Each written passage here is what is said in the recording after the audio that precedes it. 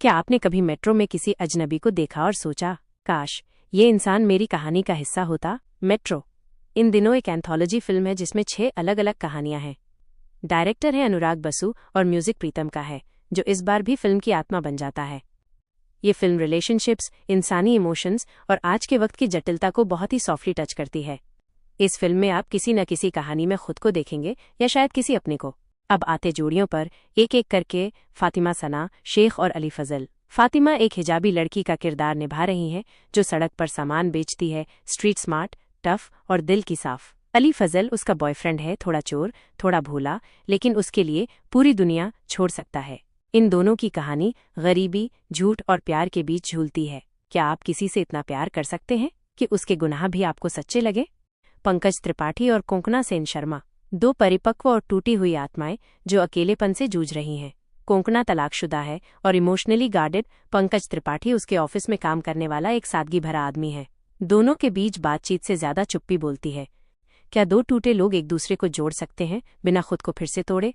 नीना गुप्ता और अनुपम खेर, एक दिल छू लेने वाली late age love story. Neena Gupta एक विधवा महिला है जो अकेलेपन से परेशान है। अनुपम खेर उनके पुराने जानकार होते हैं जो अचानक जिंदगी में वापस आते हैं। इनकी कहानी बहुत ही नॉस्टैल्जिक और होपफुल है।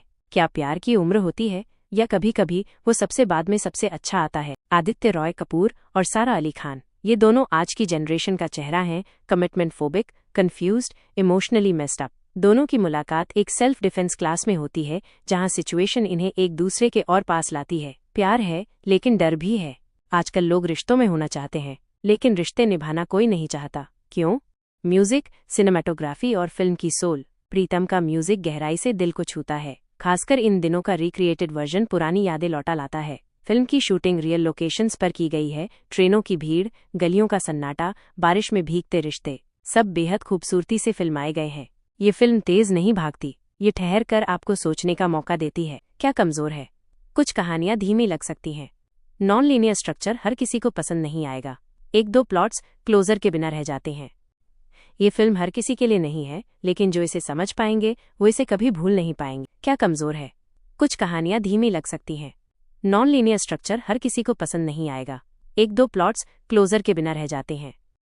ये फिल्म हर किसी के लिए नहीं है, लेकिन जो इसे समझ पाएंगे वो इसे कभी भूल नहीं पाएंगे। आपको इन जोड़ियों में सबसे प्यारी जोड़ी कौन सी लगी? क्या आप भी कभी मेट्रो में किसी अजनबी से जुड़ाव महसूस कर चुके हैं? आपका फेवरेट गाना कौन सा रहा? कमेंट में जरूर लिखें। मैं हर एक कहानी पढ़ना चाहूँ। हिडन सिंबलिज्म और अनुराग बसु का डायरेक्टोरियल टच, ये पार्ट फिल्म की गहराई दिखाएगा और दर्शकों को कुछ वाह मोमेंट देगा।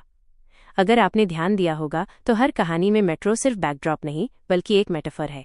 कभी ये फास्ट भागती जिंदगी का प्रतीक बनती है तो कभी लोगों के बीच की दूरी को दर्शाती है, माइनस जहां सब एक दूसरे के करीब हैं लेकिन फिर भी अजनबी हैं। अनुराग बसु का कैमरा स्टाइल बहुत पर्सनल है। वो किरदार के चेहरों को ज्यादा शूट करते हैं, भीड़ की आवाजों के बीच खामोशी ढूंढ लेते हैं।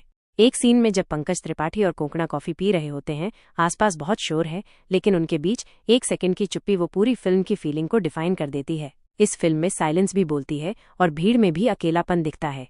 मेट्रो इन दिनों एक बड़ी फिल्म है जो आपको फील कराती है, समझने पर मजबूर नहीं करती। हर कहानी एक सवाल छोड़ती है, क्या हमें आज भी प्यार की जरूरत है या हम बस किसी को खोने से डरते हैं? मुझे इस फिल्म को देखते हुए कई बार वो लोग याद आए जो जिंदगी में आए लेकिन रह नहीं पाए। शायद इसीलिए इस फिल्म से रिश्ता जुड़ गया, क्योंकि ये हर उस इंसान की कहानी है जिसने कभी किसी अजनबी को जाना और फिर उसे भूल नहीं पाया। मेट्रो इन दिनों उन कहानियों की तरह है जो न न्यूज में आती हैं न इंस्टाग्राम पर दिखती हैं, लेकिन हमारे आसपास होती हैं रोज। अगर आपको मेरी तरह इमोशंस और सच्ची कहानी वाले सिनेमा पसंद है तो इस चैनल को सब्सक्राइब करना मत भूलना। मैं योगिता मिलूंगी फिर एक नई कहानी के साथ। तब तक आप मुस्कुराते रहो और सोचते रहो कि अगली मेट्रो में शायद आपकी कहानी भी हो सकती है।